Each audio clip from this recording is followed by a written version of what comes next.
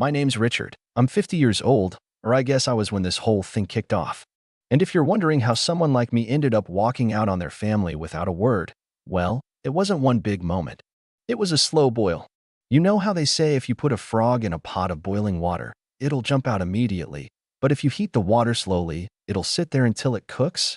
That was me, sitting in the pot for years. Decades, really. And the kicker? I didn't even realize the water was hot until someone handed me a crown that read King of Letdowns in front of everyone I loved. Or thought I loved. Let me rewind. I've been married to my wife, Marlene, for 27 years. We met in college. She was the loud, confident one, and I was the guy who could fix your computer and grill a perfect steak.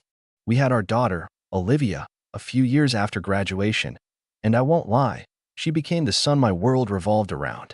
I wasn't the perfect dad, who is, but I was there. Every recital, every flu season, every college move-in day. I worked a stable IT job I never loved but stuck with because someone had to keep the lights on. Marlene was a stay-at-home mom who dabbled in selling essential oils and later ran a women empowerment Facebook group that mostly involved gossip and passive-aggressive Bible quotes. We had a house in the suburbs, 2 cars, a dog named Max. From the outside, we looked like one of those stock photo families.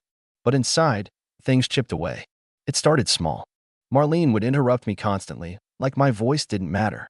At first, I laughed it off. That's just how she is, I told myself. Then there were the digs. If I took a nap after work, she'd joke. Must be nice to rest when you've done the bare minimum all day. If I forgot to pick up milk, she'd sigh and say, you had one job. Always in that half-laughing tone, the kind that made you feel like you were being too sensitive if you got upset. I started noticing how often Olivia would roll her eyes when I tried to give her advice, or how my suggestions were always the ones ignored at family meetings, until someone else repeated them louder. I wasn't a victim, not really. I was just a placeholder, a background character in my own life. So when my 50th birthday came around, I didn't expect much. Maybe a dinner, a quiet cake, just a night where I'd feel seen. Instead, they threw a surprise party at our house. Everyone was there. Marlene's book club, Olivia's friends, even my younger brother, Jeff, who never showed up to anything unless it involved free booze. They had streamers, balloons, a Happy 5-0 banner, and a grill already prepped with ribs and burgers that I apparently was supposed to cook. No one asked me if I wanted to cook on my own birthday, but I smiled because that's what I do. The crown came out about halfway through. It was Olivia's idea. A paper Burger King-style crown, glittered in red and gold, with thick Sharpa letters that read, King of Letdowns. Everyone howled with laughter. Marlene clapped like it was the best joke she'd ever heard. Even Jeff leaned over and said, damn, bro, that's cold, but kinda true, right? I laughed too. A short, stiff laugh. The kind you let out when your stomach's twisting, but you don't want to make a scene. After I grilled the food, I was the one taking group pictures. Dad, take one of us. Olivia shouted. And one more. Make sure everyone's in it. I wasn't in a single photo that night. Not one. When it was time to cut the cake, someone shouted, make a wish, Rick. Wish for a personality. More laughter. My hands clenched around the knife, but I smiled again. I always smiled. Later that night, after everyone left, I was still cleaning up. Marlene was scrolling through her phone on the couch, barefoot, a drink in hand. I asked her, hey, did you really think the crown was funny? She didn't even look up. Just said, it was just a joke. Lighten up. You're so sensitive lately. That night, after she went to bed, I sat in the dark and stared at the blinking cursor on a travel website. I didn't know where I was going, just that I was going. I booked a one-way ticket to a small town in Oregon. I'd visited once on a work trip and remembered it being quiet, green, with a small diner that made the best peach cobbler I'd ever had. I didn't pack much, just clothes, my laptop, a few books, and Max. Yeah, I took the dog. No one even noticed until I was gone. I left a note. Nothing dramatic. Just, I need to go. I don't think I've ever really been happy. Take care of yourselves. Richard. I put it on the kitchen counter with my house key. 2 weeks later, Olivia's post popped up on Facebook. A photo of us at her high school graduation, one of the rare ones where I was allowed in the frame, with a caption that read, if anyone sees my dad, please tell him we're sorry. We didn't realize how much we took him for granted. We just want him to come home. The comments were filled with shock and sympathy. People saying things like, he always seemed so quiet, or You never know what someone's going through. Jeff chimed in with, "Man, I miss my big bro, hope you're okay out there." The same guy who called me a doormat at least 3 times during the party. I didn't reply. Not yet. I wasn't ready. See, what they didn't know is that me leaving wasn't the end. It was just the start. The start of something they weren't expecting. I wasn't just disappearing. I was planning something. Because while I sat in that tiny Oregon diner, eating peach cobbler and watching the rain slip down the window, something inside me finally snapped into focus. All those years of being overlooked, dismissed, laughed at, they weren't going to get away with it forever. So I started writing. Not just journaling, but really writing. Everything I had done. Everything they had said. I started with a list. Every single time I had bent over backward for them. Paid off Jeff's debt. Helped Marlene's mother into a nursing home. Co-signed Olivia's car loan. All the sacrifices. And then the crown. The cake. The pictures I wasn't in. The joke I was supposed to laugh at. But the best part? I had the receipts. Literal receipts. Emails. Bank statements. Screenshots. And I knew exactly what to do with them. But that's for later. Because just when I thought I'd finally gotten the space to breathe, something happened that flipped everything again. Something I didn't see coming. And that's where things really started to spiral. 2 weeks into my self-imposed exile, I just started settling into a rhythm. Wake up early. Walk Max around the foggy streets. Brew coffee that didn't taste like burnt regret. Write. Eat. Read. Sleep. Repeat. For the first time in what felt like decades, my chest wasn't weighed down with invisible bricks. I wasn't smiling just to keep the peace. I was quiet, but it was peaceful quiet, not the suffocating kind. The town I landed in, Ashbrook, was one of those blink and you miss it places. One main street, a gas station that also sold bait, and a diner called Rosie's where the waitresses called everyone Han, and the jukebox only played music from before 1985. I rented a tiny furnished studio above an antique shop. The landlord was a retired mechanic named Daryl who reminded me of the kind of dad I always wanted, direct, but kind. He didn't ask questions when I told him I needed a place fast and paid the first 3 months in cash. It should have been enough. Just laying low, healing, figuring myself out. But then I got the email. The subject line was, "Urgent, about Dad." It was from Olivia. I stared at it for hours before I clicked it. My finger hovered over the trackpad, heart pounding, Max's tail thumping lazily beside me like a metronome. When I finally opened it, the first line was, "Please don't delete this." She said she didn't understand at first. That the party had just seemed like harmless fun, a little roast to lighten the mood. That she didn't realize the crown would hurt me. That she thought I always took jokes well. She apologized. Not for the first time. Apparently, she said she'd been calling, texting, posting, but this was the first time she didn't try to justify it. The email ended with, "You were always the one holding us together, and we let you become invisible. I'm sorry, Dad. I miss you." I didn't reply. Not because I didn't feel anything, but because I felt too much. So I just saved the email and went back to my writing. Because by that point, the revenge plan was already in motion. I don't mean petty revenge. Not slashing tires or draining joint accounts. I mean clean, undeniable consequences. I wanted them to understand what they'd lost, not just emotionally, but practically, financially, socially. I built more of their lives than they realized, and now I was going to let them feel what happened when I stopped. The first thing I did was call our financial advisor, Dale. We'd worked with him for years. I told him, calmly, that I wanted to remove my name from all joint accounts and transfer my investments to a new individual portfolio under my name only. He paused. "Richard, you sure? That's a big step." "I'm sure." "Does Marlene know?" "She will." The second thing I did was contact the mortgage company. The house was technically in both our names, but I'd been the sole payer for the last 15 years. I had the bank records to prove it. I stopped the automatic payments. Same for the utilities. I knew Marlene didn't even know how to log into the billing portals. I'd set them up and maintained them all myself. She hadn't paid a single bill since 2007.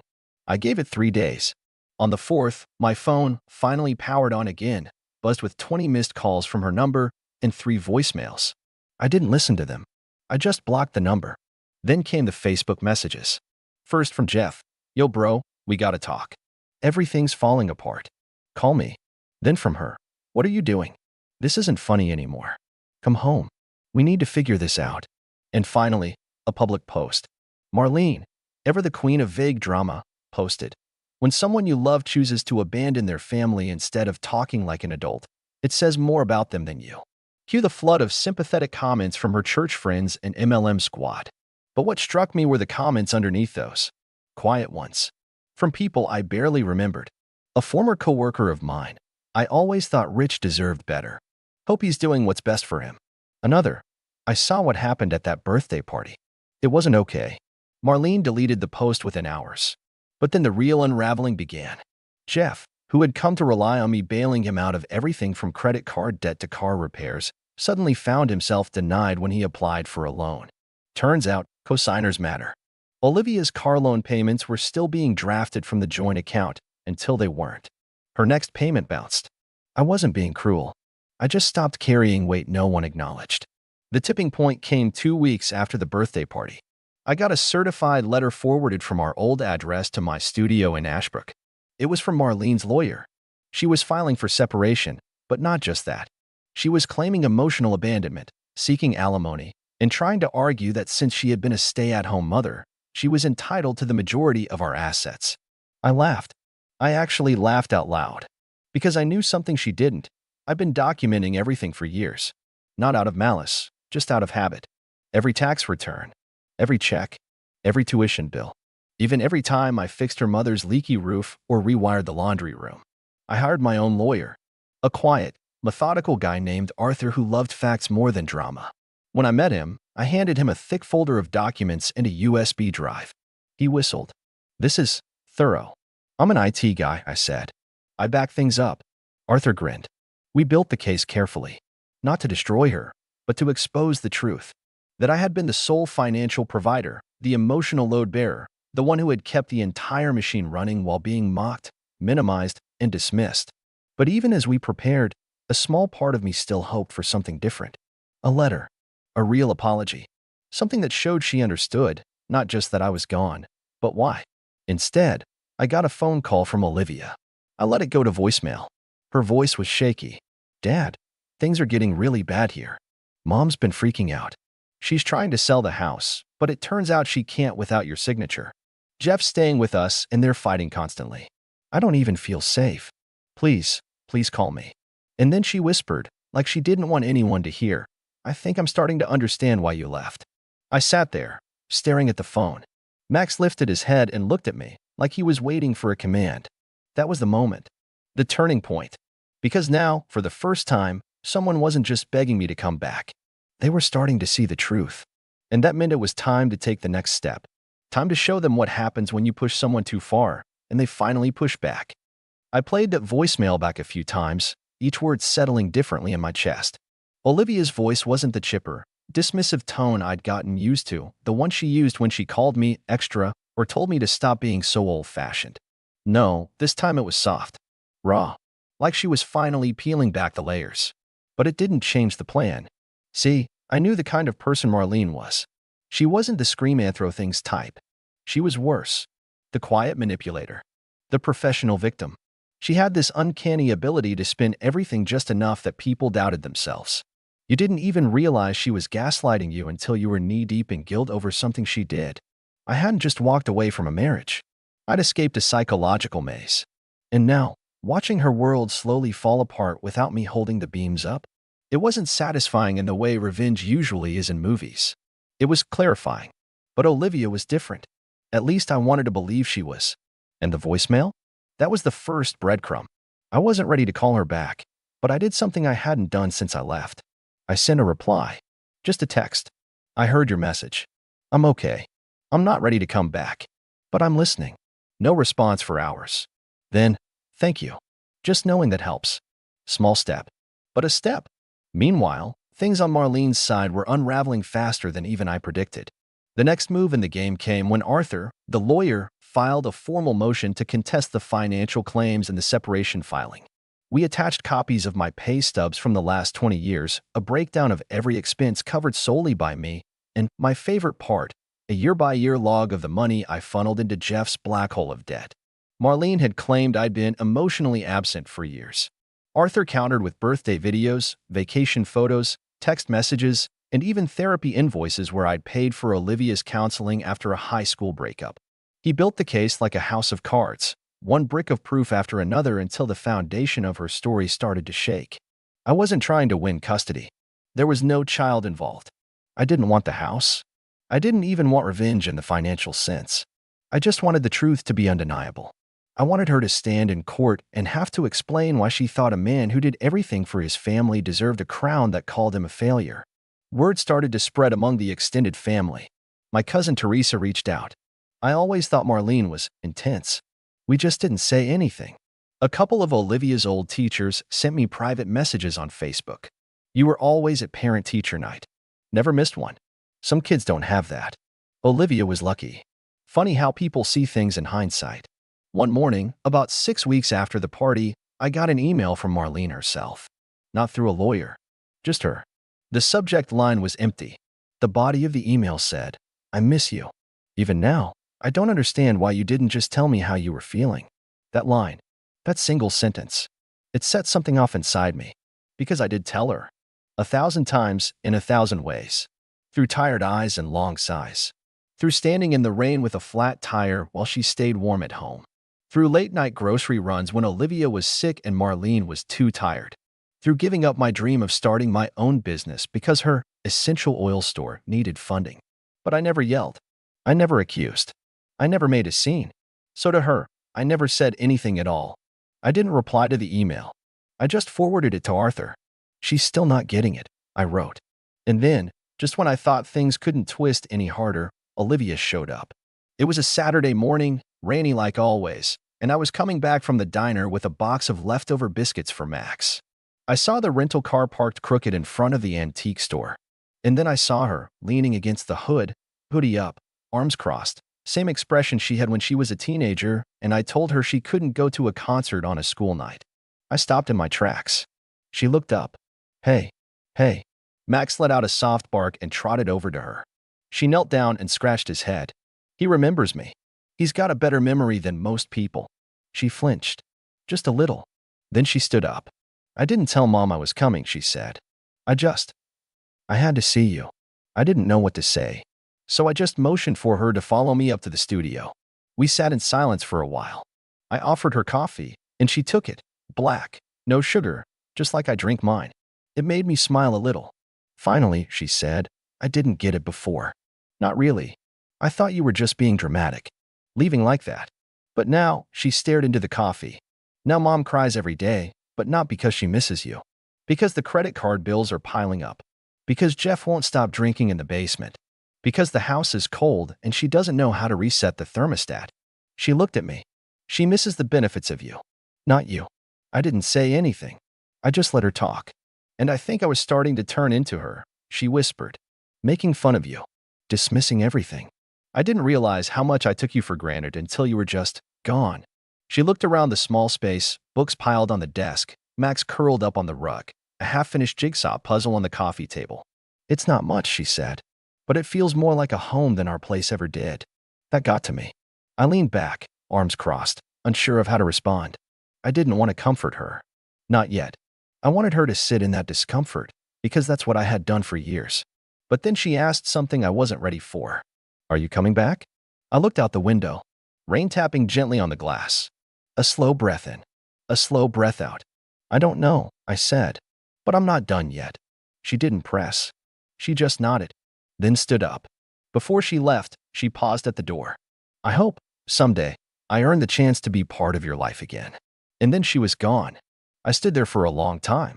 The next morning, I called Arthur. "It's time," I said. "Let's go to court." What happened next? Well, it changed everything. 3 months later, I stood outside the courthouse in my one decent suit, the same one I wore to Olivia's graduation, back when I thought everything I did mattered. My palms were dry, my breathing steady. Funny, I thought I'd be nervous, but I wasn't. Not anymore. I wasn't the man who laughed off insults and apologized for existing. I'd taken 3 decades of being sidelined and turned it into something sharper, something stronger. This wasn't about revenge anymore. It was about reclaiming my voice.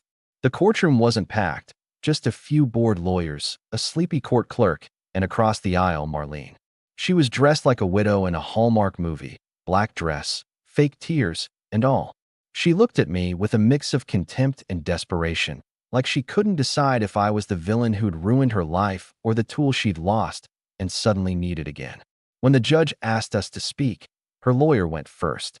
He painted a picture of a man who abandoned his family without notice, of a woman who had sacrificed her career for the household, and of a daughter left emotionally wounded.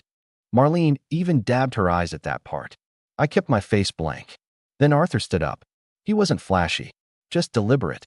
He walked the court through the timeline.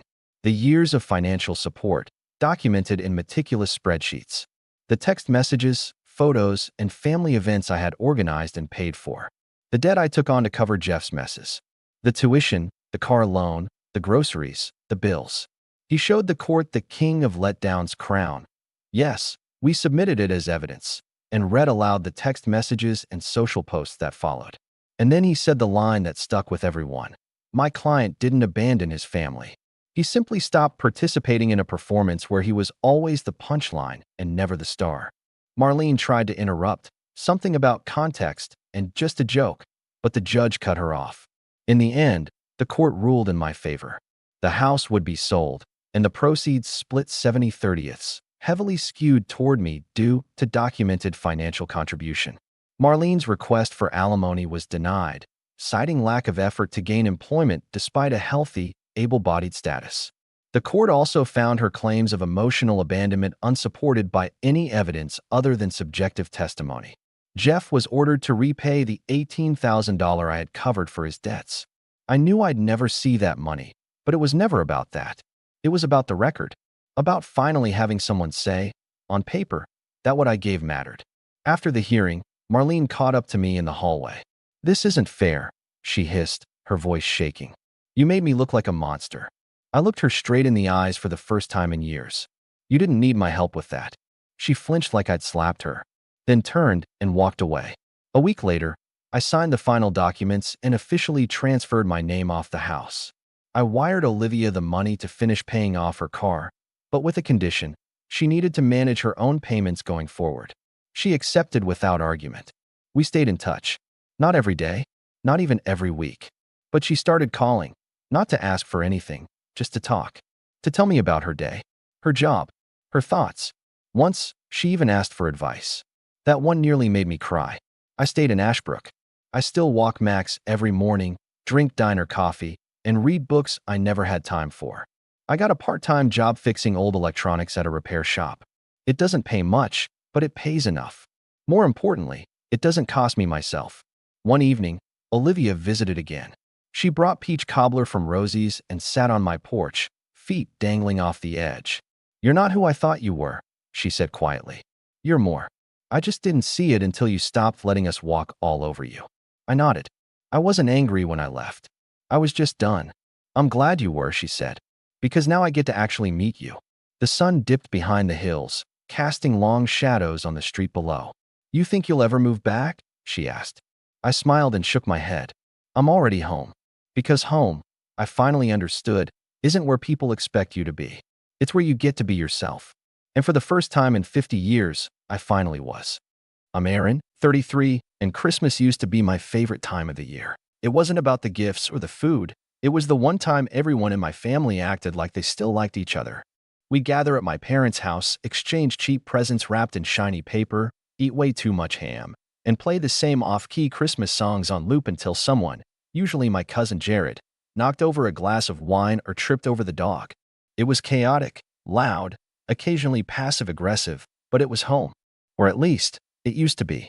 This year, I started prepping early. I got a few thoughtful gifts shipped out, nothing crazy, just things I knew they'd like. A new immersion blender for Mom because hers had started smoking during Thanksgiving. A pair of limited edition sneakers for my sister Emily, who never shuts up about her fashion TikTok. And I even mailed a crate of specialty beers for Dad, which I knew would be gone by Boxing Day. I didn't mind spending the money. I've been fortunate. My job pays well. And even though I live in a studio apartment across the state, I always made sure to help out when things got tight back home. Rent, utility bills, car insurance. I'd sent more than a few quiet transfers when my dad would text something vague like, "Can you spot me till next Friday?" Always no fuss, no drama. Just family. So I was shocked when, on December 20th, I got a message in our family group chat. My mom wrote, "Hey kids, after a lot of thought, we're canceling Christmas this year. Just too expensive to host everyone. And with everything going on, we're thinking of keeping it low-key. Love you all." That was it. No calls. No offers to meet halfway. No, we'll make it up to you. Just a cold, impersonal message. I blinked at my phone, half expecting it to be a prank or a misunderstanding, but when I replied, asking if they were sure, Emily just sent a thumbs-up emoji and changed the group chat photo to a stock image of a sad snowman. I didn't argue. I just said, "Okay, understood," and that was that. I didn't push for a call. Didn't guilt-trip them. I figured, fine. Life gets tight, and maybe they just needed a quiet year. I bought myself some groceries, heated up a lasagna on Christmas Eve, and tried to make the best of it. I watched Home Alone for the 15th time, lit the pine-scented candle my coworker had given me, and scrolled through Reddit as the snow fell outside my window. Christmas Day came and went. I slept in, FaceTimed a couple of friends, and spent most of the day trying not to feel too bitter. I told myself, at least you didn't have to fake a smile while Aunt Sherry rants about politics. I tried to be mature, to not take it personally. But it gnawed at me anyway. Something didn't feel right. The silence was just off. It wasn't until around 8 p.m. that night when my phone buzzed with a notification from Instagram. Emily had gone live. Out of curiosity, or maybe some twisted hope that she was just drinking wine alone and bored, I clicked it, and my stomach dropped. She was at our parents' house. The same house I had offered to help decorate just 2 weeks earlier. The living room was lit up like a Macy's display, twinkling lights, a massive Christmas tree, tinsel strung across every wall. A DJ booth was set up near the fireplace, of all places, and people were dancing with plastic cups in hand. There were at least 30 people in that house, laughing, shouting, cheering as they toasted champagne. "Merry Christmas from the real crew," Emily shouted into the camera, panning across the room.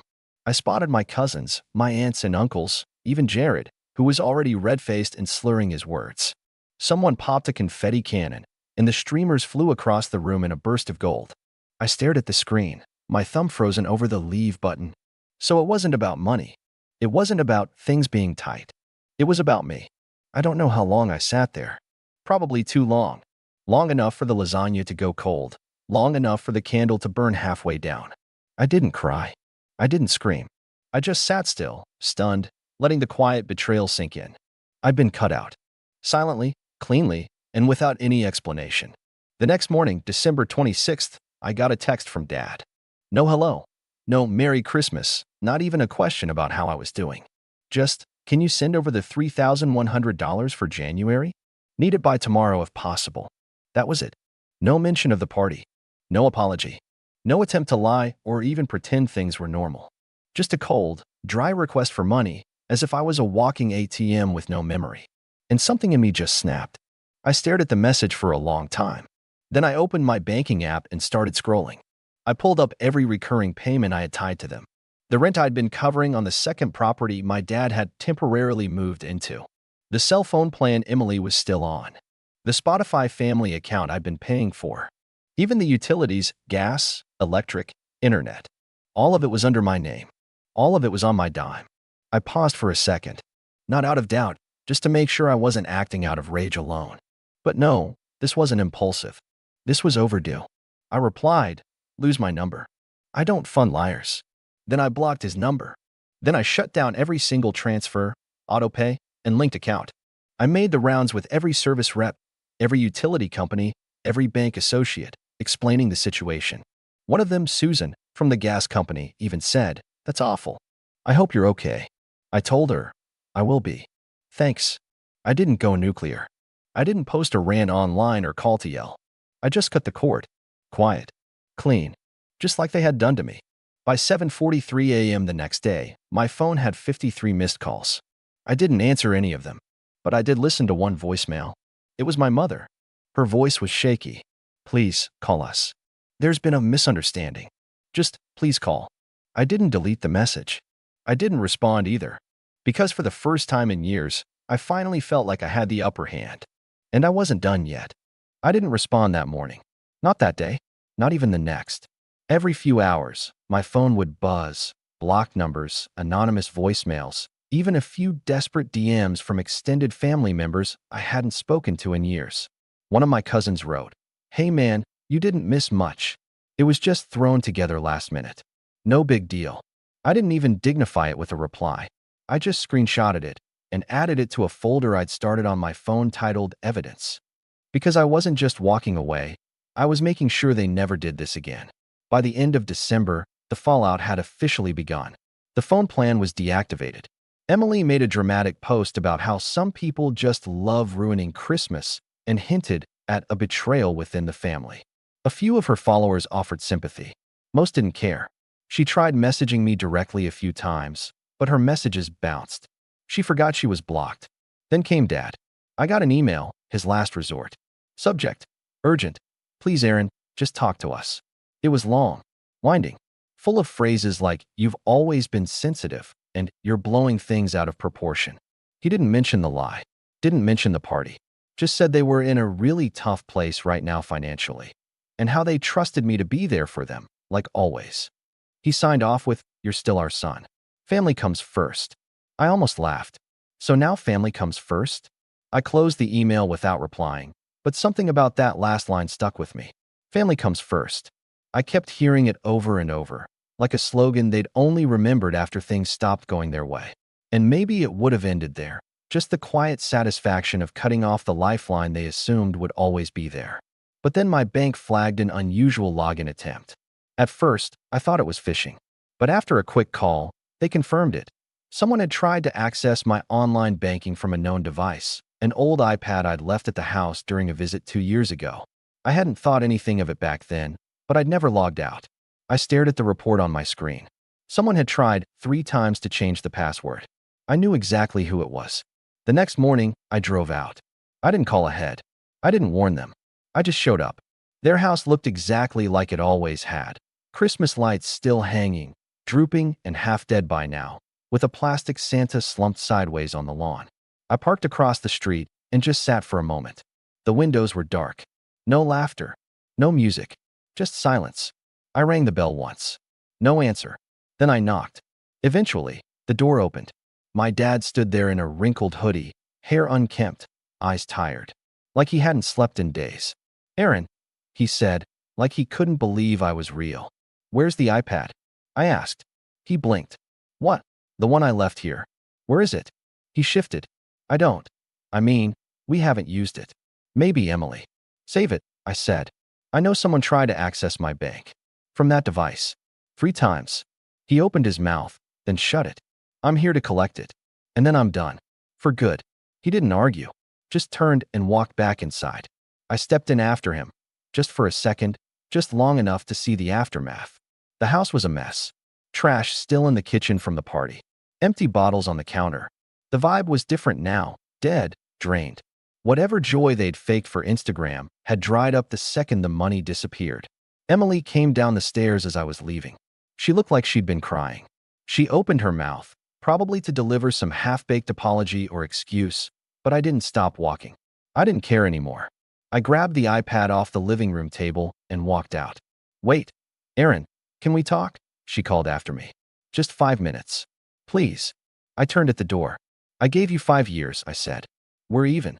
I left, got in the car, and didn't look back. Back at home, I reset every password, disabled every device, and called my lawyer friend. Not to sue them, just to get a few things in writing. I wanted everything airtight.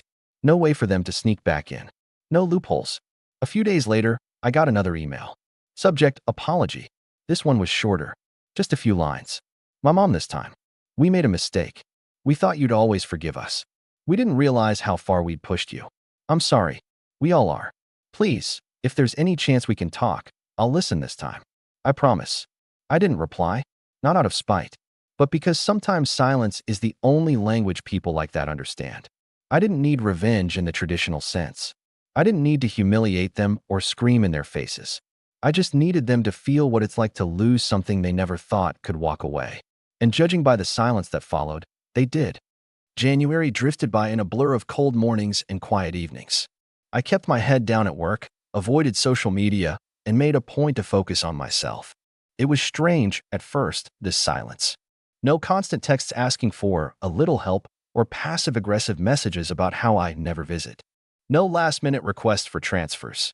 No guilt. Just peace. But of course, it didn't last. The first crack came from Aunt Meredith. She called from a number I didn't recognize, and when I picked up out of curiosity, her voice came through tight and sharp, like she'd been holding back. "Aaron," she said, "I'm just calling to say, I'm disappointed." I didn't respond. I waited. "Whatever happened between you and your parents is one thing," she went on, "but you don't turn your back on family, especially not when they're struggling." I kept my tone even. "Meredith, did they tell you why I stopped helping?" She paused. "They said you had a meltdown over not being invited to a last-minute party, that you're blowing things out of proportion." I let out a slow breath. "Did they also tell you I've been paying their rent for nearly 3 years? That I've covered Emily's phone bill, Dad's gas, and Mom's grocery deliveries while they were posting selfies with champagne?" Another pause. Longer this time. "Well," she muttered, "even if that's true, it doesn't justify cutting them off completely." "I didn't cut them off," I said. "They chose to exclude me. I just accepted it." She sighed. "Aaron, you're better than this." "No," I said quietly. "I used to be. But better just made me useful. Now I'm done." I hung up before she could reply. I didn't feel anger. I didn't feel sad. I felt clean. But they weren't done. 2 days later, I came home from work and found a handwritten envelope wedged in my doorframe. It was from my mother. Inside was a letter for pages long. She had written it in cursive, her attempt at making it feel personal, I guess. It opened with a tearful apology.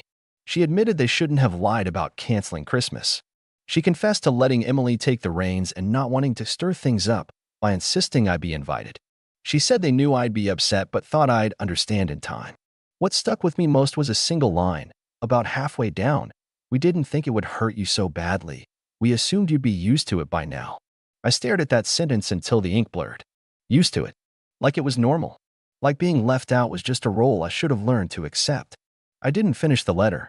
I folded it back up, slid it into the envelope, and placed it in the kitchen drawer with the few other things I kept from them.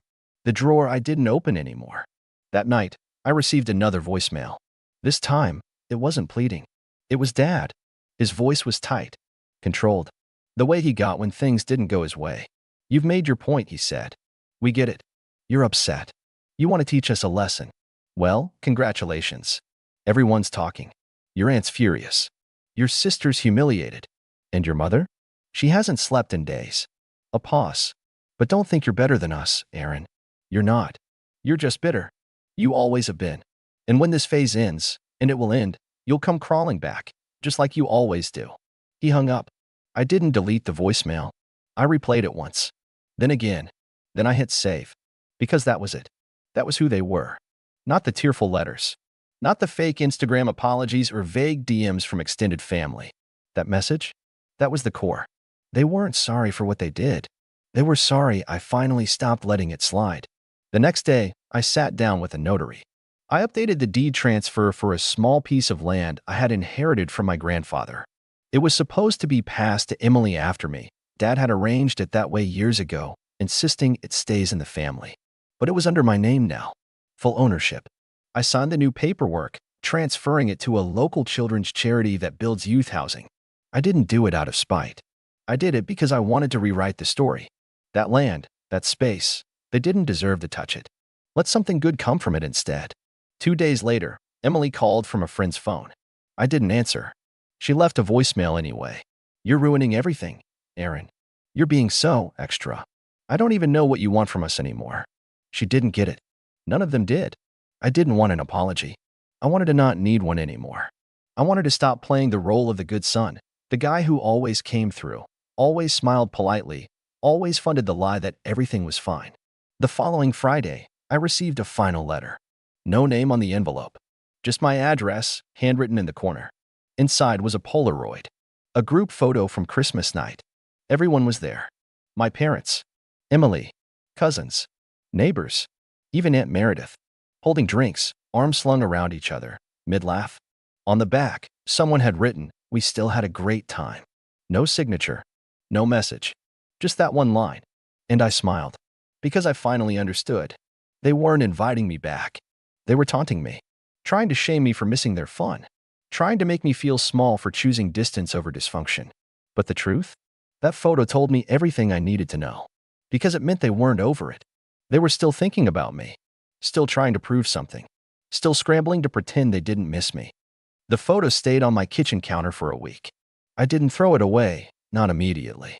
I left it there, face down, half curious if they'd send another. They didn't. And over the days that followed, something strange began to settle in me, not rage, not even sadness, but a strange kind of peace. Like I'd stepped out of a fog I didn't know I'd been living in. For the first time in my adult life, I was entirely free. No last-minute bailouts. No fake apologies. No wondering why I always felt like the one left holding the weight of everyone else's choices. And once that fog lifted, I could see the pattern clearly. It wasn't just Christmas, or rent, or some Instagram live stream. It was years. Years of being their safety net, their scapegoat, their emotional punching bag. Whenever things went wrong, I was the buffer. When Dad got into a fight with a landlord, I paid the deposit. When Emily overdrafted her account for the third time, I quietly wired her a gift. When Mom wanted to surprise everyone with a birthday cruise for Grandma, but couldn't cover all the costs, I handled it. No one ever said thank you. Not really. And now that the well had run dry, they were scrambling, because they weren't just missing me. They were missing the version of me they had molded, the one who never said no. I thought a long time about how I wanted to end things. Not just drift away, but close the door in a way that was final, undeniable, and irreversible. I opened my laptop, went into my files, and pulled up the shared Google Sheet I'd been using for years to track all the payments I'd sent them. Every rent transfer. Every gift I paid off. Every favor disguised as just helping out. $1,750 for Emily's braces. $950 for Mom's outpatient surgery deductible. $8,400 in rent over 27 months. $312 for someone's car repair, still not sure whose. I tallied it all. The final total, $38,706. I stared at that number, nearly 40 grand, and I never once asked for it back. So I decided to change that. Not for the money, but for the message. I wrote a letter, a real one, printed and signed, and I sent copies to all of them, Mom, Dad, Emily, and Meredith, all the key players in this twisted little performance they called family. Here's what it said. To whom it may concern, you know who you are. This is not an apology, nor a plea for reconciliation. This is a statement of fact. Over the last several years, I have financially supported this family in ways no one should have been expected to. I did so quietly, without resentment, and always with the belief that I was doing the right thing. That belief was a mistake. I was not helping. I was enabling. What I received in return was not gratitude, but entitlement. I was not treated as a brother, a son, or a loved one. I was treated as a resource, a silent donor to your lives, a background character in your celebrations, a checkbook disguised as a relative. You lied to me. You excluded me. You gaslit me into believing that I was being dramatic for wanting basic decency. That ends now. Enclosed is an itemized summary of the funds I provided over the last 6 years. I am not requesting repayment. Consider it a formal receipt for services rendered. Services I will no longer be offering. Effective immediately, I will no longer be part of this family's group chats. I will no longer cover any expenses, debts, or emergencies. I will no longer attend any events, holidays, or gatherings. I will no longer be spoken of as the one who turned his back. I didn't. You closed the door first. Please do not contact me unless it is to acknowledge this letter and take full responsibility for your actions, without excuses, without spin, and without expecting anything in return. I have changed the locks on every door you used to slip through. I suggest you do the same for your own homes and your own hearts. Sincerely, Aaron. I attached the itemized payment log and mailed them out certified. 2 weeks passed. Silence. Then, a single email. From Mom. Subject. Just one thing it read. I read your letter. I don't agree with everything, but I see your point. I just wish you'd said something sooner.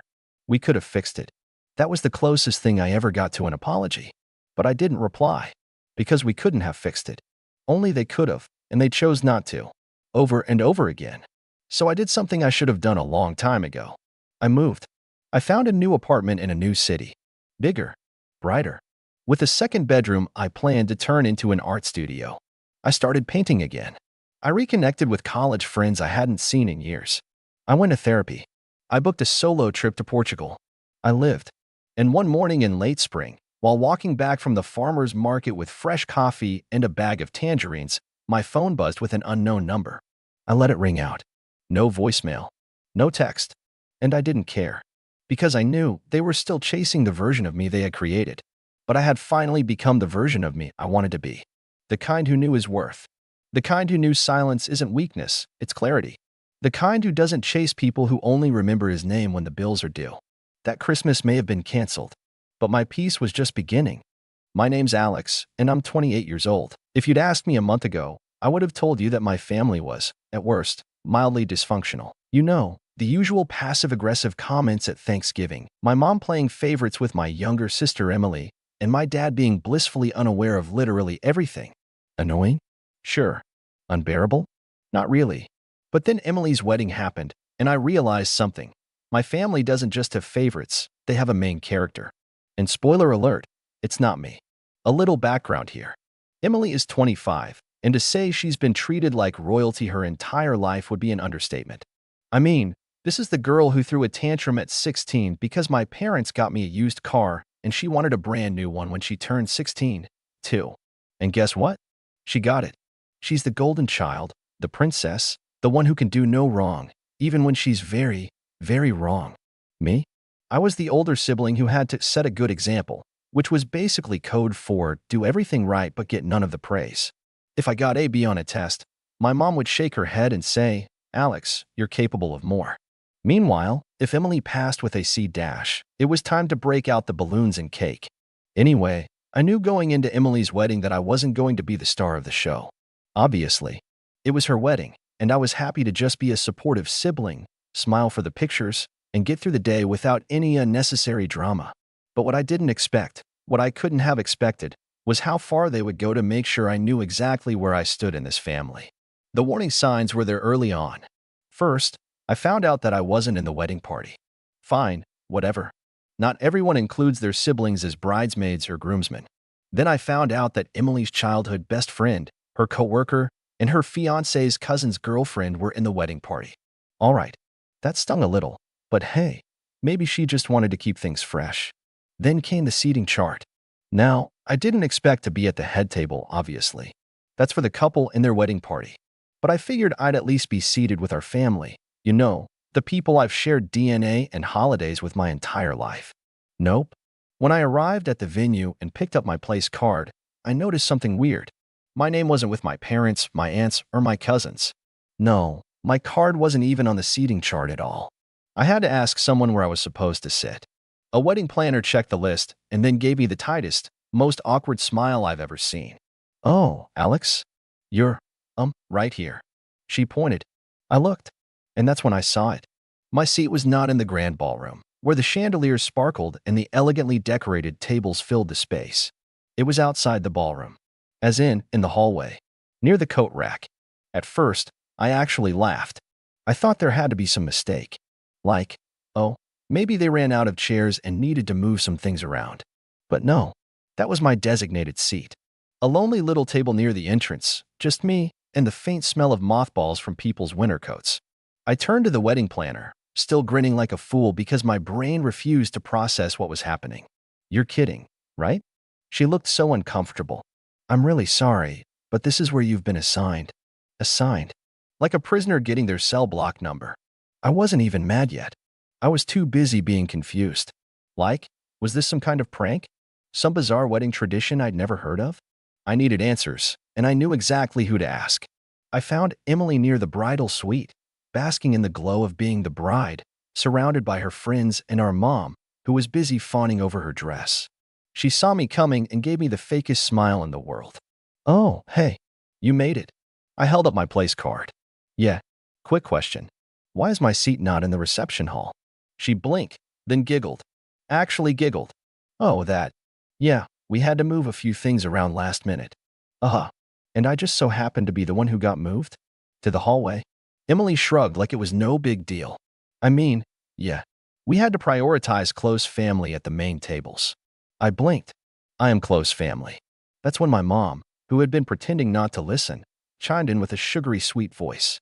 Now, Alex, don't make a scene. It's Emily's special day. I'm not making a scene. I'm asking why I'm literally sitting with the coats. And then, Emily dropped the line that officially made this the worst wedding I've ever attended. Well, you kind of aren't really immediate family anymore. I stared at her, trying to decipher what that even meant. Excuse me. She shrugged again, adjusting her veil like this conversation was boring her. You moved out years ago. You don't come around that often. And, like, you're not married or anything. It's just different now. I don't even know how to describe the feeling that settled in my chest at that moment. It wasn't just anger. It was something heavier, something colder. I wasn't immediate family anymore? Because I had the audacity to grow up and live my own life? Because I wasn't married? Before I could say anything, another voice cut in. And that's when I saw her. Emily's mother-in-law. I hadn't interacted with her much before that day, but the second she walked up, I knew exactly what kind of person she was. The type who loved drama, thrived on it, and lived to stir the pot. She glanced at me, smirking. Oh, you're Alex? I was wondering who that seat belonged to. I forced a tight smile. Yep, that's me. The sibling who apparently doesn't count. Emily's Emile chuckled and gave me a once-over, her expression full of mocking sympathy. Well, you know how weddings are. Only the most important people get the best spots. That's when it clicked. This wasn't just Emily's doing. Her new mother-in-law was enjoying this. And suddenly, everything made sense. This wasn't some seating mistake.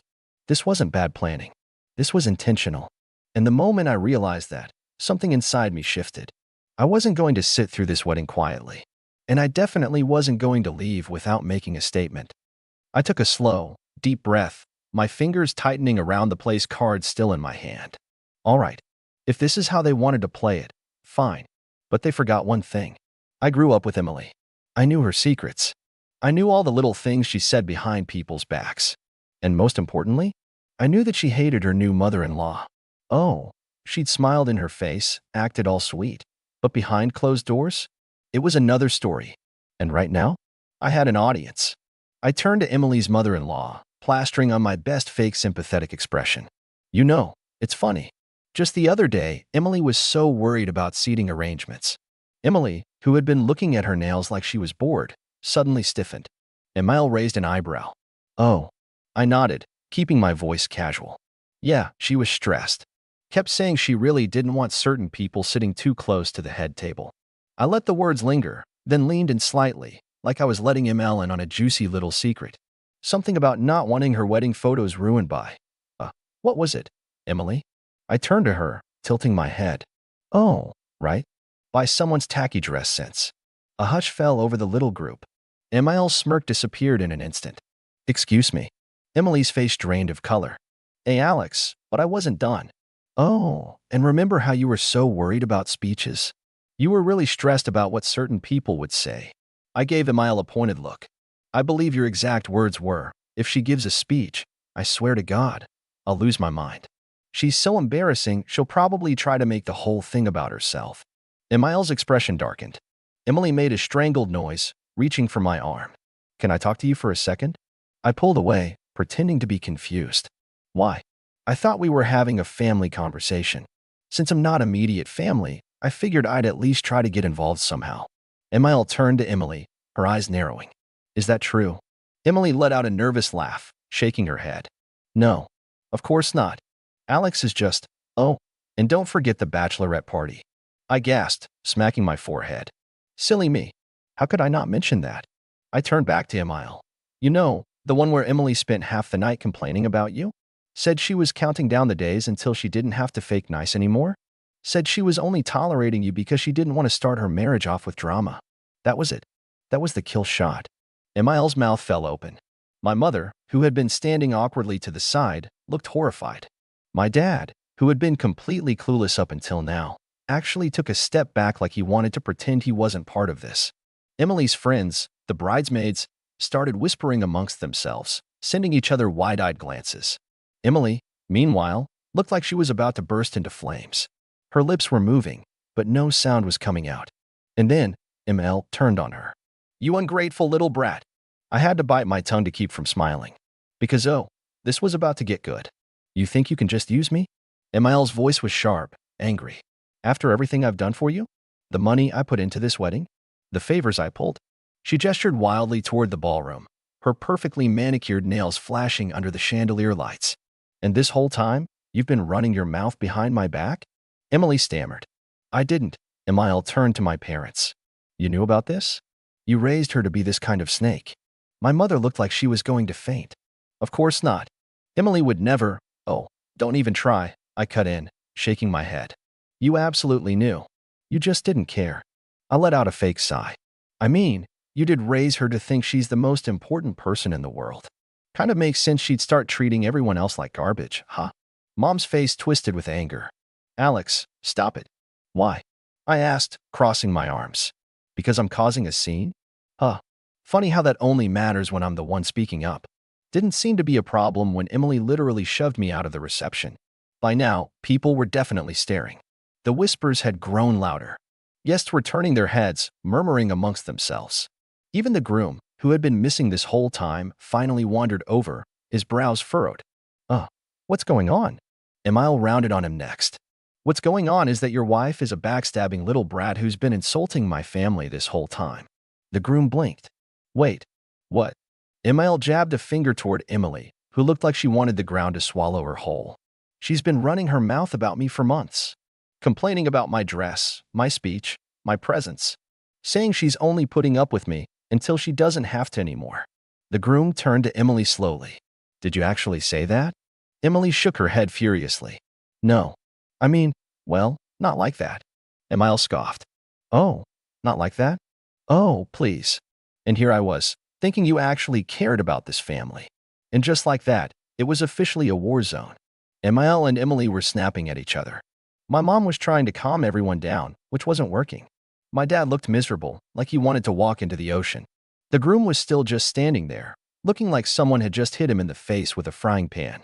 Meanwhile, I just stood there, watching the destruction unfold, sipping my champagne like I was at a Broadway play. And I'll be honest, it was beautiful. But the best part? The absolute cherry on top? I wasn't done yet. Emily's voice was climbing in pitch, her hands shaking as she turned to her new husband.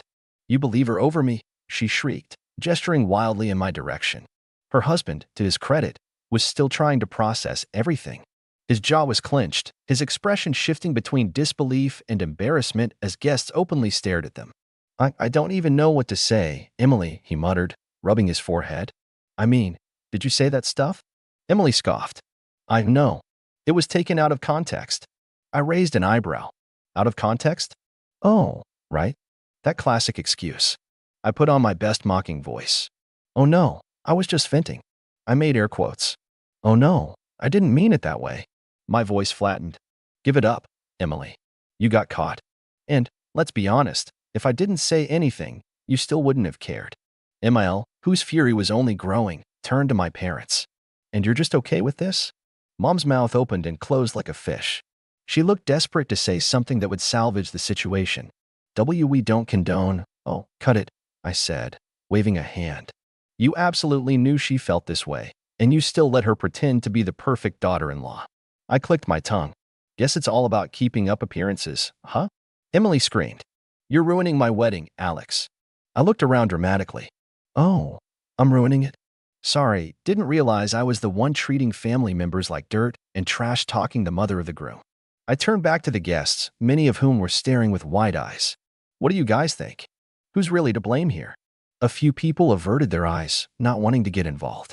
But one of the bridesmaids, Emily's own bridesmaid, whispered something to the woman next to her. And that woman? She let out a laugh. That only made Emily angrier. You think this is funny? She hissed, whipping toward them. The bridesmaid's lips twitched. I mean, kinda? Oh, this was getting good. Emily's hands curled into fists, but before she could explode again, I decided to wrap things up. Because, frankly, I was bored. I let out a dramatic sigh, shaking my head. Well, this has been lovely, really. Just a fantastic experience, but I think it's time for me to go. Emily scoffed, throwing up her hands. Fine. Go. I grinned. Oh, don't worry. I will. Then, I turned toward the gift table, scanning the pile of expensive-looking presents stacked near the front. And there it was. My gift. The one I had spent weeks picking out. The one that had taken actual effort, thought, and more importantly, money. Emily followed my gaze, and her eyes went huge. Alex. No. I strolled over, humming to myself as I plucked the gift from the table. Emily's jaw dropped. Are you seriously taking it back? I gave her a deadpan look. Why would I leave it? Apparently, I'm not real family, right? I let out a fake gasp. Oh my God.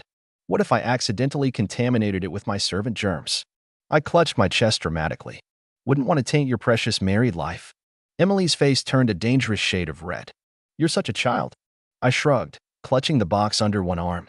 Maybe. But at least I'm not a fake, lying, two-faced brat who pretends to be sweet while talking bad about people behind their backs. I turned toward Emil, whose fury still hadn't subsided. Hey, Emil, good luck with this one. I give it a year. Emil actually laughed. Emily screeched. I turned on my heel and made my way toward the exit, the tension behind me so thick you could cut it with a knife. Guests were whispering. The music had stopped completely. The atmosphere had completely shifted from celebratory to full-blown disaster. And honestly, I loved it. As I reached the door, I paused, looking back at the chaotic scene behind me. Emily was still arguing with Emil. My parents looked like they wanted to disappear into the floor. The groom was just standing there, like he was reconsidering his entire life. And me? I gave a little wave, a smug smile tugging at my lips. Enjoy your perfect wedding, sis. Then, I walked out. I didn't look back after I walked out of that disaster of a wedding. I didn't need to. I already knew the damage had been done, and honestly, it was more satisfying than I could have imagined. The moment those doors shut behind me, I let out a slow breath and adjusted the weight of the wedding gift under my arm. Petty? Maybe. Satisfying? Absolutely. I drove home in silence, letting the night settle around me, my mind replaying every detail of what had just happened. My sister's shrieking, my mother's panicked expression, my father's silence, Emil's absolute rage, it was all golden. But I knew, the fallout was just beginning. And I was right. The next morning, my phone was flooded. Calls, texts, missed voicemails. It was like my entire family had suddenly remembered I existed. My mother had left 7 voicemails, her voice switching between desperate pleading and absolute fury. Alex, what were you thinking? You've humiliated your sister on the biggest day of her life. Call me back now. Alex, honey, please. We can talk about this. Just come over. Let's work this out. That was the most immature, selfish thing I have ever seen. I hope you're happy. I hope you enjoy destroying your sister's wedding. Oh, I did, Mom. I really did. But my sister's messages? Even better. It's over between us. How could you do this? You ruined everything. I can't even look at my wedding photos because of you. You took back your gift? Are you serious? What kind of person does that? I hate you. I really hate you. I grinned as I scrolled through them, sipping my coffee. If Emily thought a few angry texts were going to make me feel bad, she didn't know me at all. But what really caught my attention? The text from my dad. Unlike my mother and sister, he wasn't spewing insults or demanding an apology. His texts were short. Simple. Call me when you have a moment. I hesitated before dialing his number. Dad wasn't the type to get involved in drama. Usually, he let my mom and Emily run the show while he stayed in the background. The fact that he was reaching out at all meant something was really going on. He picked up after the second ring. Alex. Dad. A long pause. Then he sighed. Why would you do this? I snorted. Wasn't my fault. They lit the fuse. He let out another sigh, and for a moment, I thought he was about to scold me. But instead, he chuckled. Low, almost tired. Yeah, they kinda did. That caught me off guard. Wait, you agree with me? I didn't say that, he replied, but his tone was different. Quieter. But I saw what happened. And I saw how your mother and sister treated you. It wasn't right. I leaned back in my chair. So, what? You're the only one not blaming me. Another pause. Not the only one. Turns out, the wedding didn't just go back to normal after I left. The damage I had done? It had been irreversible.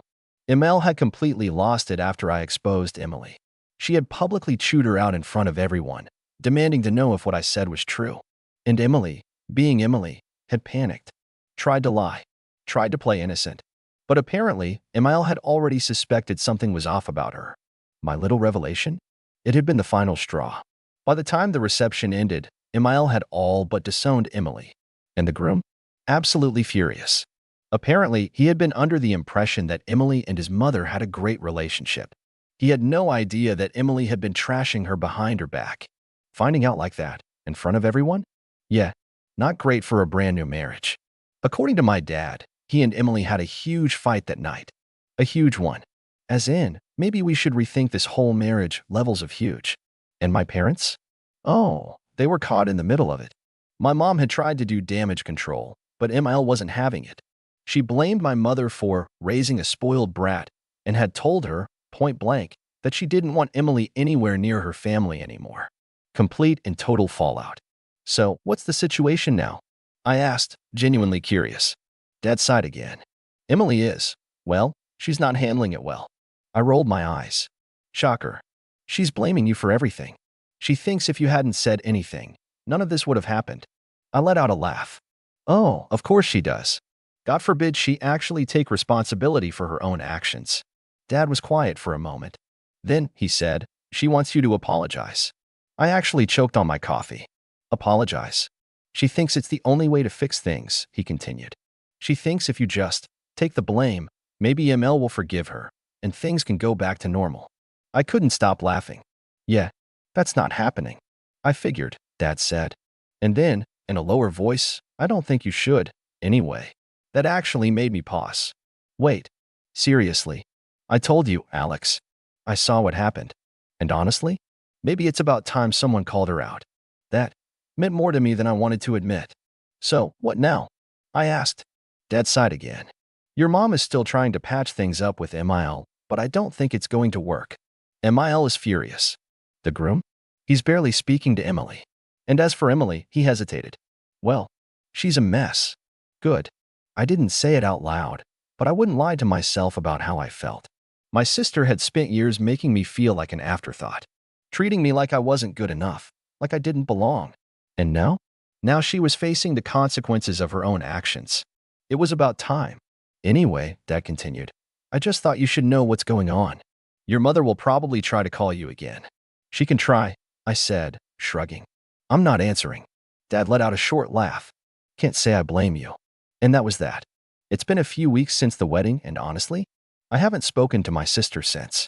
She still refuses to take responsibility, still blames me for everything, and still expects me to fix it all. But I won't. I don't regret what I did. If anything, I'm proud of it. As for the marriage, well, let's just say that I wouldn't be surprised if it doesn't last. So, what do you guys think? Was I too petty? Should I have just played along? Or did my sister get exactly what she deserved? Let me know. I could use a good laugh.